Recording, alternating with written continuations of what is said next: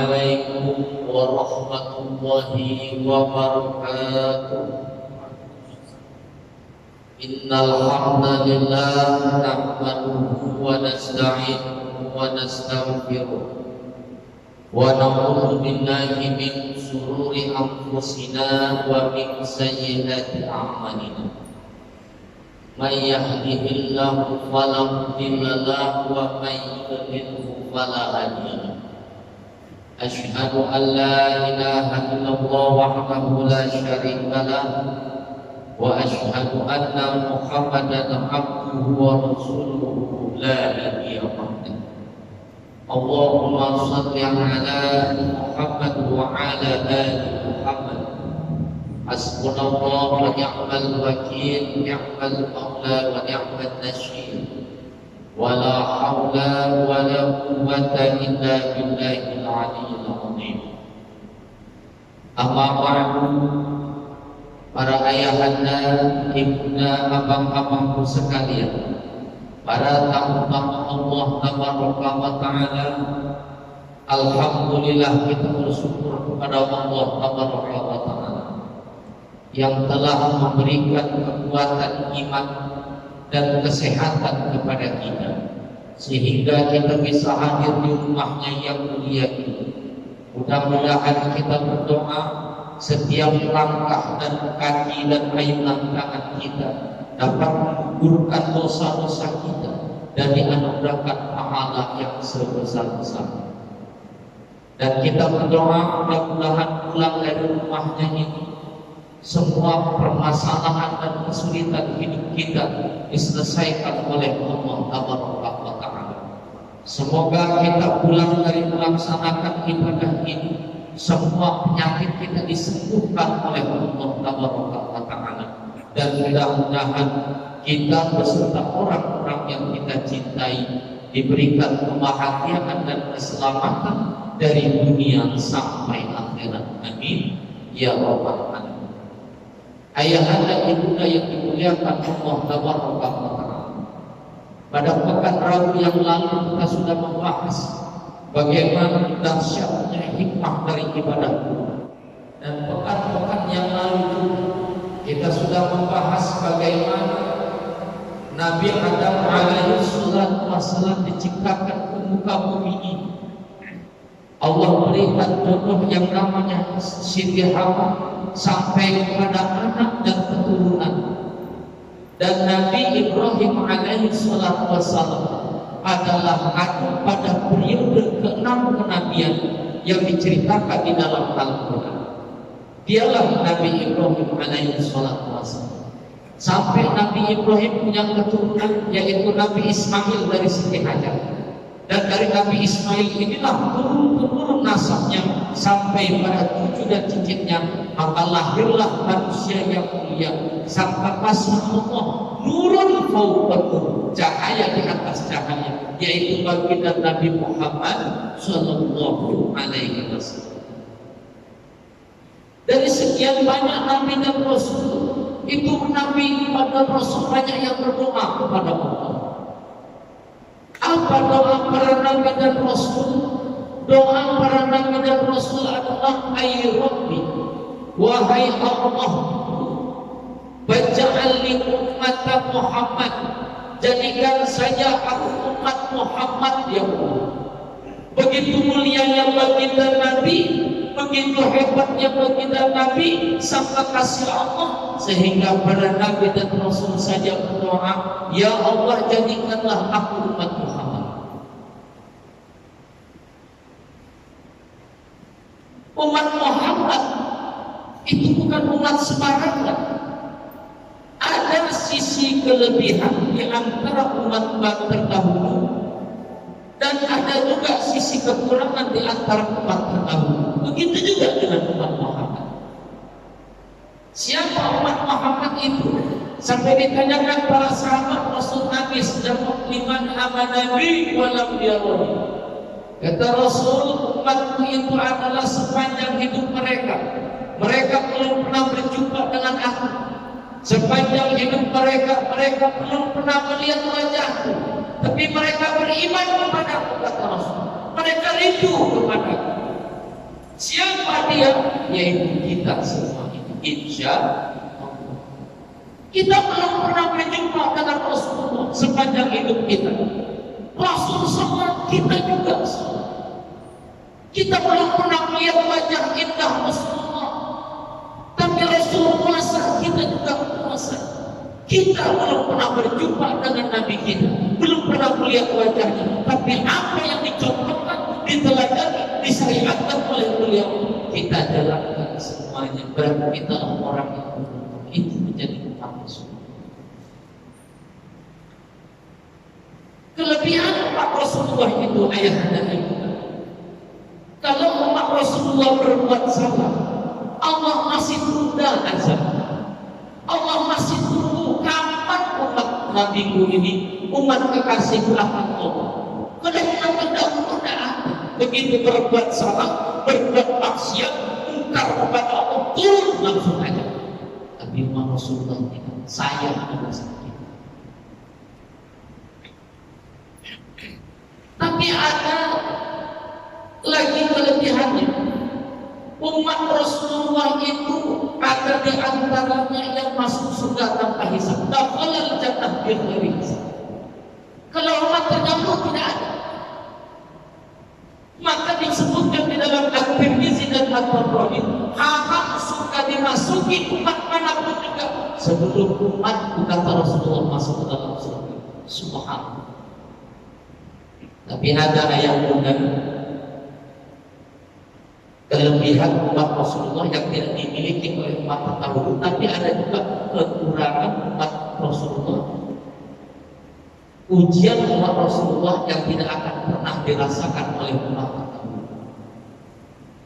Apa itu? Kata Rasulullah, sanian ada. Yang pertama, kiamat kubra. Yang pertama adalah kiamat kubra. Yang kedua, yakhruju dajjal, keluarnya dajjal. Umat-umat terdahulu tidak akan pernah berjumpa dengan yang namanya kiamat kubra, kata Rasul. Umat pula yang akan berjumpa di akhir zaman. Umat terdahulu tidak akan pernah berjumpa dengan dajjal. Umat pula yang akan berjumpa dengan dajjal kelak di akhir zaman. Maka sebelum kita bicara tentang kubra, kita kisah sedikit tentang Dajjal. Dajjal itu berasal dari kata Dajjal, artinya menutup iman manusia kepada Allah. Pertama kali Dajjal keluar, apa yang terlontar dari mulut Dajjal? Alastu birabbi, bukankah aku ini Tuhan kalian? Kalau tidak dijawab iya, maka dibunuhlah manusia. Ana Rabbul Alamin, kata Dajjal, aku Tuhan semesta alam. Apabila dijawab iya, maka akan diberikan apa yang diminta. Kalau tidak, maka akan dibunuh. Dajjal itu manusia. Dia punya emak, dia punya bapak. Cuma bedanya Dajjal itu diberikan 3 oleh Allah lebih. Yang pertama, umurnya panjang. Yang kedua, Dajjal itu diberikan kekuasaan. Seluruh dunia dikuasai oleh Dajjal. Kecuali 2 tempat, nanti kita akan cerita. Yang ketiga, Dajjal diberikan sihir yang tidak dimiliki oleh makhluk apapun juga. Tahu sihir ya? Salah satu contoh sihir itu apa? Santet. Pernah lihat orang santet? Lihat orang ketemu dari pulang, dari apa? Pulang keluar kamar, dari dalam pulang keluar ular, binatang berbisa dan lain sebagainya. Itu kalau ada kekuatan jahat ini, santet apa tuh? Itu jinnya paling yang dipakai untuk nyantet penuh itu yang dikirim cuma 2-3 jin.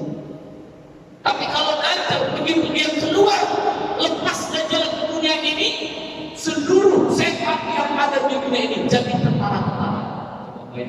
Mengerikan. Kata Rasulullah, "Ma min nabiyyin", tidak ada seorang nabi pun illa wa hasana ummatahu 'anil dajjal. Padahal kita tahu Nabi terdahulu nggak ada turun Dajjal. Tapi Nabi terdahulu mulai dari zaman Nabi Nuh dan lain sebagainya, Nabi Ibrahim, Nabi Musa, itu selalu mengingatkan pada umatnya akan bagaimana berita mengerikannya kalau Dajjal itu turun ke dunia. Nabi terdahulu ingatkan umat. Maka kita bicara tentang berkisah tentang Dajjal bukan untuk nakut-nakuti. Yang pertama ini karena Rasulullah yang cerita. Yang kedua agar kita bisa siap-siap. A'udzubillah summa na'udzubillah manakut Dajjal turun di masa kita. Kalau tidak ceritakan pada anak cucu kita agar mereka semua bersiap-siap. Karena kata Rasulullah Dajjal itu tidak akan turun kalau di akhir zaman ini tidak dalam dua keadaan. Kalau dua keadaan ini sudah ada kata Rasulullah, maka Dajjal akan lepas. Apa dua keadaan ini? Yang pertama, dhaiful iman. Kalau manusia di dunia ini sudah lemah iman. Yang kedua, dhaiful ilm. Yang kedua, Dajjal akan turun, akan lepas ke dunia ini kalau manusia-manusianya lemah ilmu agamanya. Coba kita bayangkan, kalau seandainya besok Dajjal lepas, berapa banyak orang-orang di dunia ini yang tidak sholat? Banyak yang sholat, apa banyak yang tidak sholat? Coba kita bayangkan, berapa banyak yang akan menjadi pengikut-pengikut Dajjal yang akan menyembah Dajjal. Tengok kaum wanita zaman sekarang ini, banyak yang pakai jilbab menutupi aurat, pakaian syariah, atau banyak yang buka hubungan Allah. Kalau pengen jawabannya pergilah ya, pusat-pusat perbelanjaan, banyak yang menutupi aurat atau banyak yang maka benar kata Rasulullah, dua keadaan inilah yang akan memicu Dajjal akan keluar. Dhaiful iman, iman yang lemah. Contoh kita contohnya masalah kemusyrikan. Masih ingat ya? Di akhir zaman ini kalau ada orang iman benar-benar luar biasa. Contoh kecil Ponari, ingat kisah tentang Ponari? Bocah langit yang memiliki kekuatan jempol sakti. Kalau dimasukkan dalam air, airnya diminum, apapun yang dia minta tercapai, apapun sakitnya akan sembuh. Antri ribuan bahkan jutaan manusia untuk dapat obat dari Ponari, jempol sakti sang anak. Masalahnya di mana? Masalahnya kemusyrikan, dhaiful iman.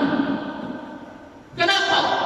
Saking antrinya habis air, bukan hanya air yang dari jempolnya Ponari, sampai air seninya Ponari pun rebutan. Sampai saya dengar di media elektronika dan televisi, itu namanya tempat pembuangan air kotoran Ponari diambil rebutan tiga, bahkan banyak juga yang menyembah Ponari. Baru Ponari, belum Dajjal. Bisa kita bayangkan kalau Dajjal turun ke dunia ini, sapinya macam apa? 3 tahun kata Rasulullah sebelum Dajjal turun, Allah tahan 1/3 air. 2/3 air Allah tahan 2/3. Macam apa kulit kurang? 3 tahun sebelum Dajjal turun kata Rasulullah, Allah tahan 2/3 makanan. Jangan lagi buah-buahan, secuil roti sangat sulit mencari. Turun Dajjal semua kering kerontang. Alastu birabbikum, kalau kau sembah aku, maka air akan datang, makanan akan datang, dunia akan subur. Apabila sebuah kampung wilayah dia nyembah Dajjal, maka wilayah akan subur dan makmur. Tapi apabila satu kampung itu tidak mau menyembah Dajjal, maka kampung itu akan kelaparan, bahkan banyak yang pilih mana coba. Kalau baru Ponari orang sudah rame-rame, begitu dahsyatnya berbuat musyrik, apalagi Dajjal lama. Dhaiful ilm. Dajjal turun itu kalau sudah paham agama udah lemah.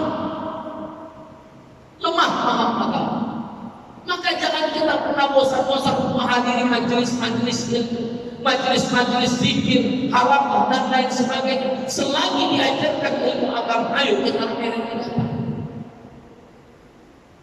Saya ambil kisah ya di zaman Nabi di kota Damaskus tentang menggali kubur. Ada orang menggali kubur, pekerjaannya memang menggali kubur. Tiba-tiba ada seorang mak-mak datang, bang, tolong gali kubur bang ya, makamnya. Ini kuburannya. Namanya tugas menggali kubur, digali kubur sesudah. Siap digali itu kuburan. Tak lama kemudian sejam datang itu jenazah. Begitu datang namanya menggali kubur, tugasnya di bawahnya. Diambillah jenazah.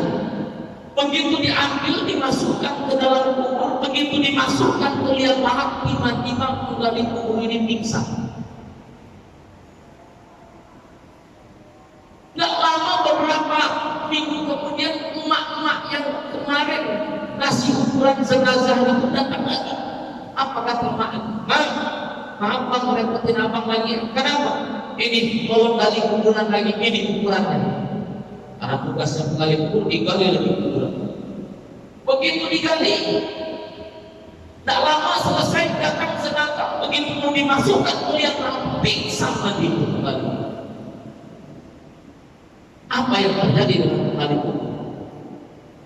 Ternyata menggali kubur itu begitu dia berapa masukkan itu jenazah, begitu lihat lahan tiba-tiba dia terkejut. Itu namanya kubur berubah menjadi barzakh, terbuka hijab. Lalu datang dua malaikat yang dahsyat, wajahnya bercahaya, membawa jubah yang bercahaya. Itu diambil jenazah, dibawa ke taman surga. Dia tengok taman surga, raudhah min riyadil jannah. Saking terpesonanya melihat taman surga, pingsan. Baru melihat taman surga, pingsan. Begitu juga jenazah yang kedua.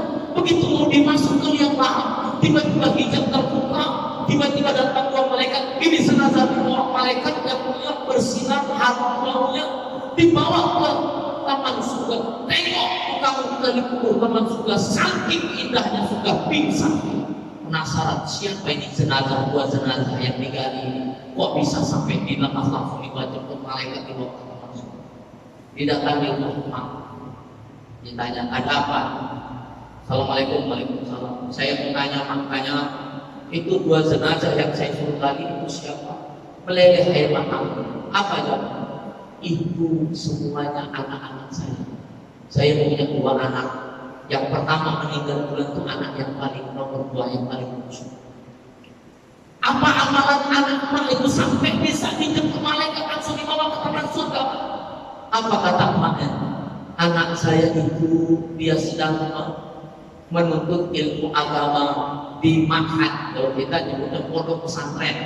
Oh, ternyata lagi menuntut ilmu di pondok pesantren. Meninggal dia langsung dibawa ke taman surga.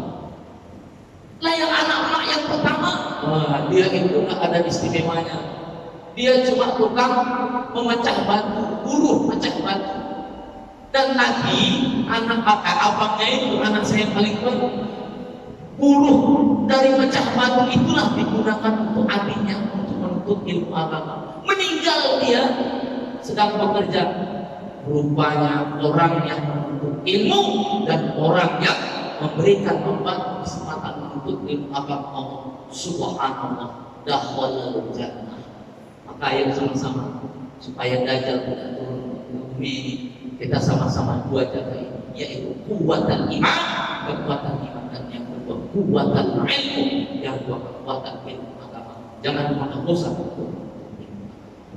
Mudah-mudahan bermanfaat. Tidak lupa yang terakhir seperti biasa, santri kami nanti akan menunggu di pintu keluar. Silahkan bersorak pada yang santri kami, karena kami setiap harinya itu mengumpulkan 20 kg beras dan belanja sayuran, minyak segala macam itu 400-500 ribu setiap hari. Yang mau membantu dan mau dijemput malaikat ke taman surga, silahkan bantu anak-anak yatim dan fakir miskin kita yang sedang menghafal Quran dan menuntutnya. Mudah-mudahan dijawab oleh Allah Taala. Subhanallah wa bihamdika, asyhadu an la ilaha illa anta, astaghfiruka wa atubu ilaika. Billahi taufiq wal hidayah. Assalamualaikum.